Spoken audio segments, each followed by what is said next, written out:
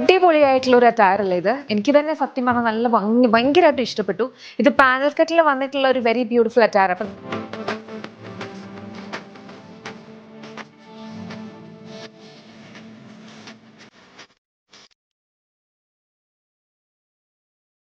നമുക്കിത് വേണമെങ്കിൽ ഒരു സിംഗിൾ പീസ് ഡ്രസ് ആയിട്ട് വേണമെങ്കിൽ വെയർ ചെയ്യാം. അതല്ലെങ്കിൽ ബോട്ടം വെച്ച് പെയർ ചെയ്തിട്ട് അനാർക്കലി പോലെയൊക്കെ നമുക്ക് വെയർ ചെയ്യാം കേട്ടോ.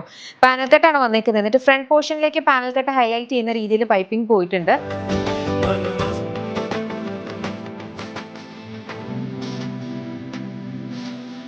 താഴെയും അതുപോലെ തന്നെ സ്ലീവ്സ് കംപ്ലീറ്റ്ലിയും കോൺട്രാസ്റ്റ് കളർ ത്രെഡ് വെച്ചിട്ട് എംബ്രോയിഡറി ചെയ്തേക്കുന്നത് കണ്ടോ. നല്ല ഭംഗിക്ക് നല്ല രസമായിട്ടാണ് ചെയ്തേക്കുന്നത്.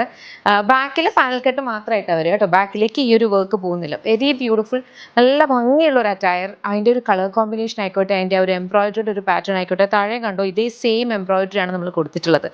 അടിപൊളിയായിട്ടുള്ള ഒരു ലക്ഷ്യസ് ഒരു ഫീൽ തരുന്ന കൈൻഡ് ഓഫ് അറ്റയർ. നല്ല ഭംഗിയുള്ള കളർ കോമ്പിനേഷനിൽ വന്നിട്ടുണ്ട്. ചെക്ക് ചെയ്ത് നോക്കുക. നമ്മുടെ ഓൺ ബ്രാൻഡ് യമയുടെ പ്രൊഡക്റ്റ് ആണ്. ഈ ഒരു ഐറ്റം ഒക്കെ ഈ ഒരു കൈൻഡ് ഓഫ് പ്രൈസിങ്ങിൽ കൊണ്ടുവരാനായിട്ട് ഭയങ്കരമായിട്ട് സന്തോഷമുണ്ട്. അത് നമുക്ക് കൊണ്ടുവരാൻ പറ്റുന്നത് നമ്മൾ അത്രയും മാനുഫാക്ചർ ചെയ്യുന്നതുകൊണ്ടാണ്, ബൾക്കിൽ കൊണ്ടുവരുന്നതുകൊണ്ടാണ് നമുക്കത് പറ്റുന്നതും.